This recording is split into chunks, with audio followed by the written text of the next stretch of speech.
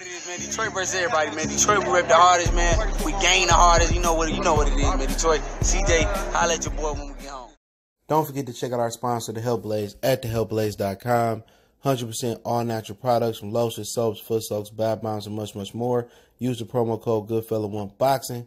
Tell them your boy CJ Goodfella sent you. Get 18% off. We out. All right, so I guess Terence Crawford got wind of what Jermell Charlo said that on his live the other day. He said that he picked Errol Spence over Terence Crawford. What he supposed to do? That's his stablemate. You feel what I'm saying? So you're going to ride with your mans regardless. Somebody you train with, basically somebody to help kind of mentor you into Derrick James' system and his gym and his program. So, and at the end of the day, you're going to ride with the dude you've been in the gym in. But, I kind of took it like Jermell Charlo basically said Errol Spence ain't better than him. I take it somewhere else. You know what I'm saying? He said, basically Crawford said it is what it is. And then Charlo was basically like, I don't even think you can fuck with EJ. So, damn. So, that's what you feel about Errol Spence? So Charlo being there beating on Errol Spence like big Charlo be beating on little Charlo. But let's talk about it. We back. Goodfella Sports TV. Hit that subscribe button, bell icon button, share the video. Appreciate everybody for tapping in. Yeah, got middleweight, welterweight, boxing news, boxing rumor playlist. So check me out there. Don't forget you can find me on social media, Facebook, Instagram, Twitter. All those social media links in the description. Need to reach out for business, question, inquiry, sponsorship, video request, or whatever the situation may be. You got a problem, let me know. But yeah, you know what I'm saying? That's how I took it. Just to start off the video, I took it as, boy, you can't even mess with the underboss. You know what I'm saying? You know what I'm saying? That's how I took it. You can't mess with the little turtles. I'm Bowser, nigga. You know what I'm saying? You can't even mess with my small turtles, man. So, like I said before, y'all, I really can't think. I think you don't mess with EJ. So, all this lip singing and lip wrestling they doing on the internet, man, it's just a lot of built up energy from being quarantined. Maybe even if you're in the shack or you're in a billion-foot mansion, you know what I'm saying? A lot of motherfuckers getting restless. They used to go into the club, throwing money out. They got all this shit in their crib and they pools and rims, and they still not happy. You know what I'm saying? They still restless, still mad they can't move. So, you getting a lot of beefs and a lot of people's talking out their ass. And who talking out their ass is a lot of fighters, man. Non-PBC fighters and PBC fighters. Eddie Hearn got his fighters, talking real good. PBC seen what Eddie Hearn was doing. Nobody peeped that and started doing it with Ray Flores. You know what I'm saying? It's a copycat world. Before Eddie Hearn was interviewing his fighters, PBC wasn't setting up no, interviews with Errol Spence and Ray Flores and Keith Thurman and all that shit, man. And the interviews just gonna come back and bite them in the ass, but it don't matter. That's what PBC fighters do. They talk, but they don't make the decisions. And Charlo said that shit on the live stream. He said, I don't make the fights. That's what he said. And if you don't make the fights, then how can you say Charlo come down? I'll take the money if the money right. I mean, Andre come down, take the money right. You don't make the fights. So sometimes they forget that. They get to talking and like Keith Thurman like to hear himself talk. We know Keith Thurman ain't gonna bust a grape. I think we all can agree the boxing is better without Keith Thurman. Right now. Until he get that fire back in his belly. My belly wasn't full, but I got room for my belly full, but I got room for EJ, maybe in 2029. But as far as the Terence Crawford thing, he said something to Keith Thurman, basically like we talked about that last video, like shut up, whoop-de-whoop. And somehow Charlo jumped into it, man. I guess he seen the Charlo interview, I would have to guess. And he said, I'm going to show you who the real king of the jungle is. And niggas don't even know lions don't live in the jungle. Much as you niggas didn't watch the Animal Planet or National Geographics growing up. Or, you had to see the motherfucking Lion King. The new version, the second one, the original cartoon version, the second. Dude, do that look like a jungle? A lot of people just learned that when he said, I'm going to show you who the real king of the jungle is. The lion don't live in the jungle, nigga. The lion, that's just like the Easter egg. Rabbits don't have eggs, nigga. A lot of people don't know that, man. They live in like the Sahara or some shit like that, a desert type of area. Didn't y'all see Pride Rock and Lion King? Do that look like a jungle? Y'all be killing me. A lot of people really do think lions, predominantly live in the jungle. They don't. So you learn something, He said, I'm going to show you who the real king of the jungle is.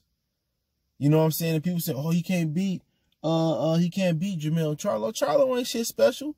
If they take drug tests and he get him off that high octane Gatorade, him and his brother ain't nothing. Stephen Edwards said that shit years ago. I ain't believe him, though, that the Charlos was on that shit. And they said that Errol Spence on that shit, too. I ain't believe that, but I can believe it now. With all these fighters getting popped, they not really testing like they supposed to be testing either, bro. And Lion Killer said some interesting shit on the live stream we did Sunday. He said it's a lot of dudes right now, since the WBC and the drug test is suspended, that's going to be juicing up, and they're going to be cycling off, and they're going to come back bigger, badder, stronger, faster when this shit come on. So, yeah, man, they wanted the dudes like that, but if Charlo can, if they talk about Pacquiao, but if, you know, Terence can get Charlo the drug test, then, you know, at the end of the day, Terence style, Charlo's ain't that tall neither. At least a small one. He about Benavidez height. But he's strong. He got good stamina. He got a good jaw. So he would have to really outpoint him like John Jackson and Tony Harrison was doing. That's how you got to fight. He real stiff. You know, if a natural 154-pounder or 60-pounder like Canelo, like do him in, he real stiff. You know what I'm saying? So if you got defense, I mean, and you can move out the way of those punches, you know, he telegraphed for every shot. So the guy that know how to touch him and know how to do it, it's just the matter of fact, when you move up in weight, you know, obviously you put the 10-ounce gloves on. You got 2 more ounces than 47, right? And then it's if you could take the biggest man shot. And people say, well, Crawford got hurt by Gamboa. Crawford got hurt by Ingus. He got dropped by Ingus. Well, Floyd Mayweather got dropped by Zab the same way. His glove touched the ground. Did Canelo hurt him? No. You know what I'm saying? You go look at Trinidad all the time he was on the canvas. He got up and beat the shit out of you. Pernell, I believe, was on the canvas a few times. He get up and beat the shit out of you. You know what I'm saying? So people got to understand the definition of having a chin. It ain't mad you mean because you hit the canvas, you don't have no chin. That mean absolutely nothing. It's about how you get up and how you recover. Or if you really hurt. A lot of dudes was getting hit on the canvas due to balance. Muhammad Ali got dropped by that tomato can over there in Europe. But did George Foreman drop him? No. He got dropped by Joe Frazier. Because Sonny Liston dropped him? No. So, people talk about hitting the canvas and all that. Adrian Broner dropped Sean Porter. Did Errol Spence knock him out? No. You know, so it's truly all about, you know, chin ain't if you hit the canvas or not. You know what I'm saying? Chin is if you stay down or if you truly hurt and your legs is gone, like Amir Khan. That's how you know you got a chin issue. But like I said before, Bud is a talker. It don't surprise me that, you know, Jermell want to jump out there and protect Errol Spence. All I'm saying to people is make the fucking fight happen.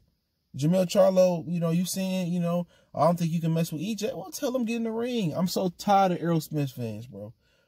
Tell him get in the ring, bro. It's a sad thing if this motherfucker got to move up to a 4th weight class and fight you before Errol Spence do. You know what I'm saying? But it's different. It's different, dude. Like, Bud couldn't do the shit Errol Spence was doing because Omaha wouldn't let him do it. You know what I'm saying? Niggas in Omaha be letting him know, you scary ass nigga, whoopty whoop. Like, nigga, fight him, bro. What you doing? His city hold him accountable.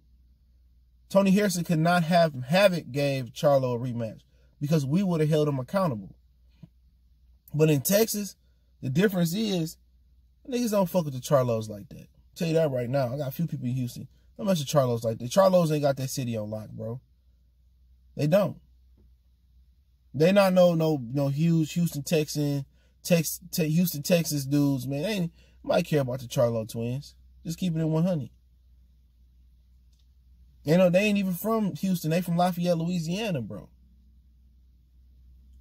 You know what I'm saying? Would you really mess with somebody like Jermell Charlo, bro, who always wound up, who always angry, who unapproachable? You know what I'm saying? People mess with Muhammad Ali because he was approachable. You know what I'm saying? People, you know, mess with Sugar Ray Leonard because he was approachable. You know, you think you'll mess with somebody that's always high-strung? He just always angry, bro. For no reason, bro. Is it the coke? Is it the drugs? Is it the peds? I don't know what it is. Like, is he a virgin, bro? He ain't never busted a nut, or he ain't getting enough coochie. Usually, when somebody ain't getting enough punani, bro, they kind of wound up.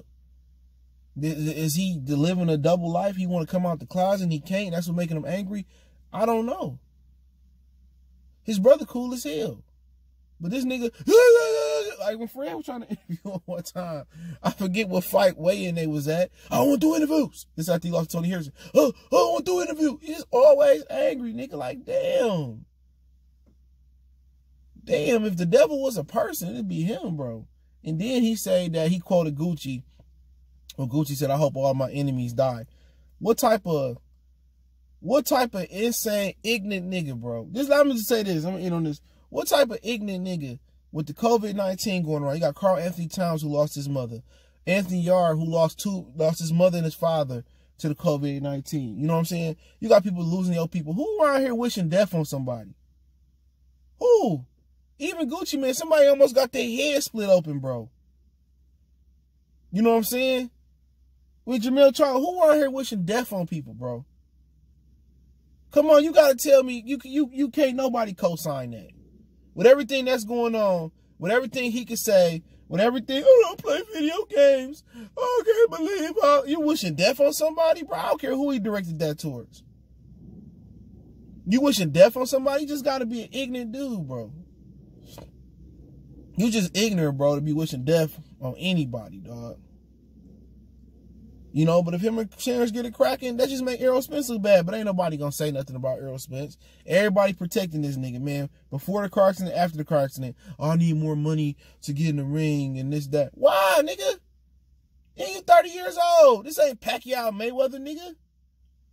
I need more money. The money gotta be right. The money ain't right for Keith Thurman. Ain't gotta be super right for Keith Thurman, Sean Porter, Danny Garcia, Mikey Garcia. You giving niggas 50-50 splits and all when it come to Bud, oh, you know, it's a lightweight, bruh. And you calling out Canelo Alvarez. You spar with Jermell Charlo all day. This should be easy money. It should be easy. Should nobody be waiting around for this? That's not Pacquiao Mayweather. Ain't neither one of y'all accomplishes them. Especially not you. You just rubbed 2 belts together. At 29 years old. When it's the belt Fiesta era. Oh, he got to do this. He need to do... Man, nigga, I ain't got to do nothing, bro. I'm a champion. You undisputed.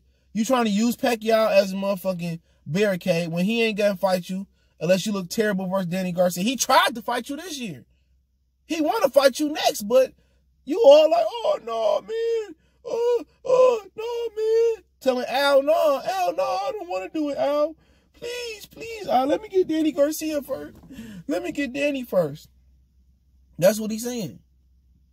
But now maybe he got a chance to heal. Maybe he jump in there with Pacquiao instead of Danny Garcia. WBC allow it. But he know what it is. He know what Pacquiao trying to do. He's an opportunity, but you called his name. Nobody talk about how Errol Spence one of the biggest clout chasers in boxing. I'll come down and fight Golovkin. Yeah, I'll move up fight Golovkin. He said that shit. I'll come down and fight Canelo. You know, I'll come down and fight Canelo.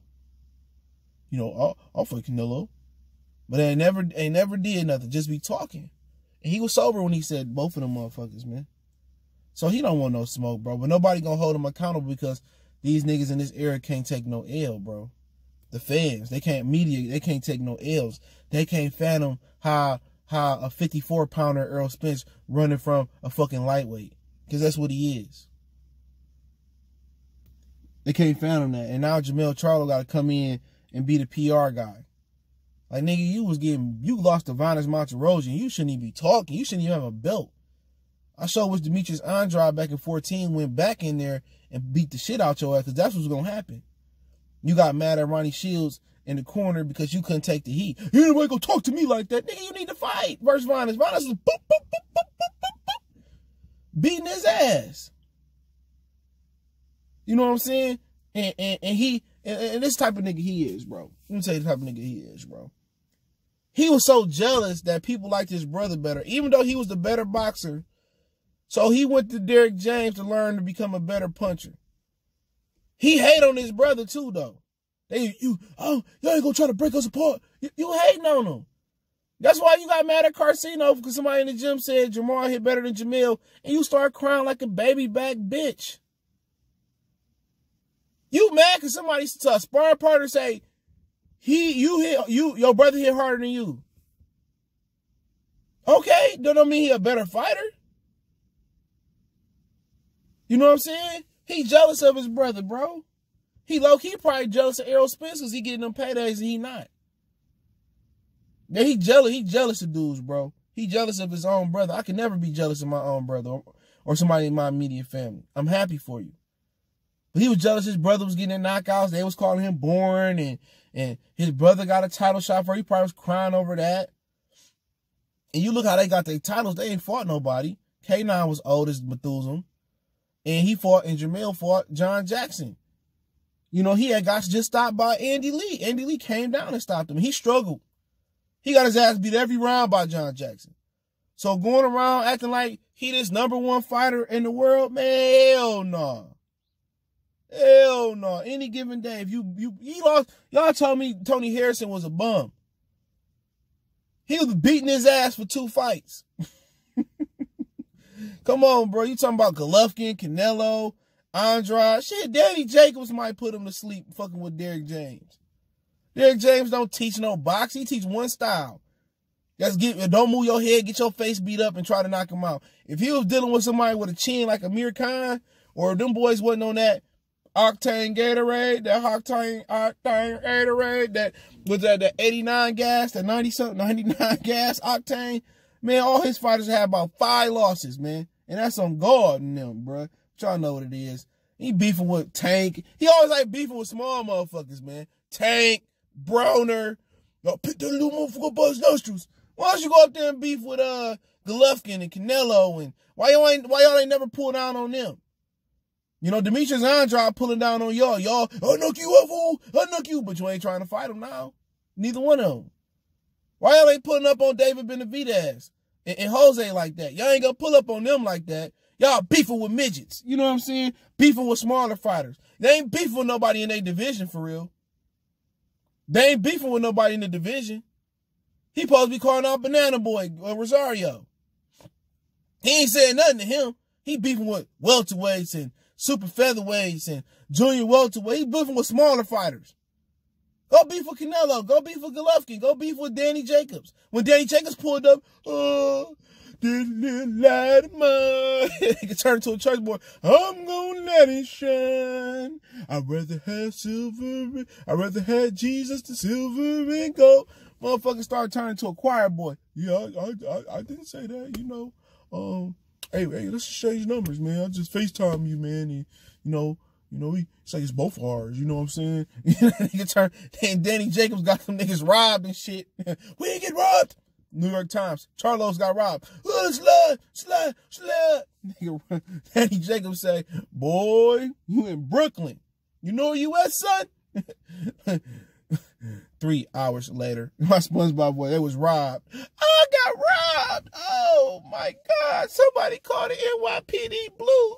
The suburban Charlo twins got robbed. We think we're from the hood, but we grew up with parents. We grew up like Clarence.